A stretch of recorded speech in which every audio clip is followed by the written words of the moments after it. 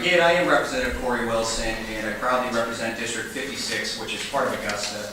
It is an honor to appear before you today to present LD 345, I've said that 1,000 times, an act to ensure the confidentiality of concealed weapons permit holder information. This legislation is being proposed after what I feel is oversight of the legislature and was brought to my attention.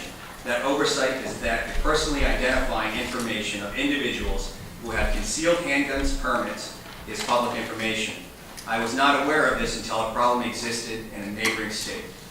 In the state of New York, a newspaper requested the personal information of all individuals with concealed weapons permits. This information was then published in the newspaper and posted on their website, which contained an interactive map that displayed where all the individuals lived. This led to threats on individuals who were employed as corrections officers, judges, and police officers. After this happened, it was brought to my attention that this information is also public in the state of Maine, and that same situation could occur here.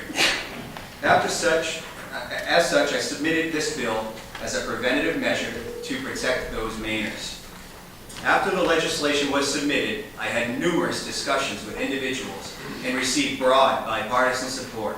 The result was a total of 63 co-sponsors within just a day or so. However, there were some concerns.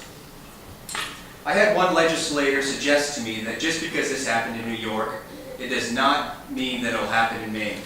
It was proven to be wrong when the Bangor Daily News requested this data. Although they did rescind their request, an anonymous request was promptly made for the same information. After these requests were made, many people were left living in fear, which I will address in just a moment. This led to an emergency bipartisan legislation to be enacted on a temporary basis that protects these individuals. This measure received broad support on both sides of the aisle. After the temporary measure was passed, I had discussions with many individuals.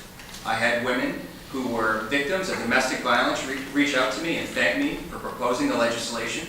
I had police chiefs from across the state reach out and thank me for submitting the legislation.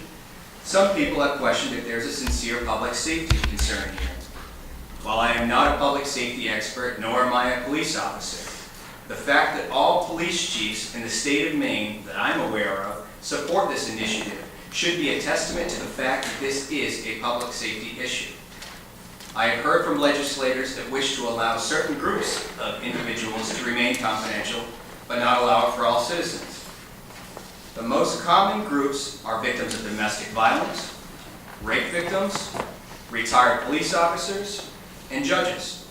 While I agree with them that these individuals should be protected, I do not believe that we should stop there. According to the Bureau of Justice Statistics, Office of Justice Programs Family Violence Statistics, only 60% of domestic violence victims are reported. The majority, 73% of them, are female. Although 60% of these crimes are reported, only a small portion of them end in conviction and a subsequent sentence involving jail time. What about the other 40%? Shouldn't they be protected, or should they have to live in fear of being located because of a lack of legislative willpower? Furthermore, I see a failure of this legislature to protect all victims, not just those with the strength to report their crimes as a direct assault on women. Statistics of rapes and sexual assaults from the U.S. Department of Justice offer further evidence that we need to cover all citizens, not just those who report their crime. 61% of rapes and sexual assaults are not reported to the police. Those rapists, of course, never serve a day in jail. If the rape is reported to police, there is a 50.8% chance that that arrest will be made. That's only half of them that are actually reported. If an arrest is made, there's an 80% chance of prosecution. If there is a prosecution, 58% chance of them resulting in a felony conviction. If there is a felony conviction, there's a 69% chance that the convict will spend time in jail. So even in the 39% of rapes that are actually reported to police, there's only a 16.3% chance a rapist will end up spending any time in prison.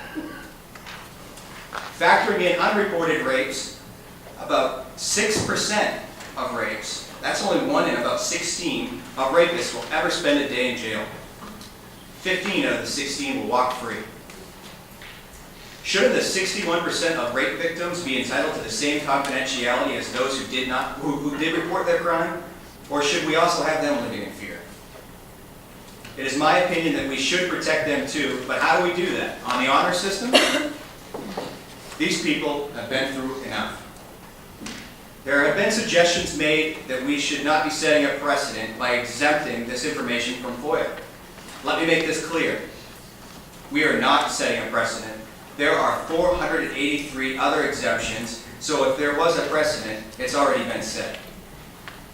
In the interest of allowing the committee to ask questions, I will conclude by simply saying this. This is a public safety issue, and we as legislators should want to protect the public. These individuals are not criminals. They are law-abiding citizens who have passed federal, state, and local background checks every 4 years. They are not the individuals that we need to fear, and they should be protected. After all, what is the point of having a concealed handguns permit if everybody knows that you have it? Thank you for your time. I'd be happy to answer any questions that the committee may have at this time.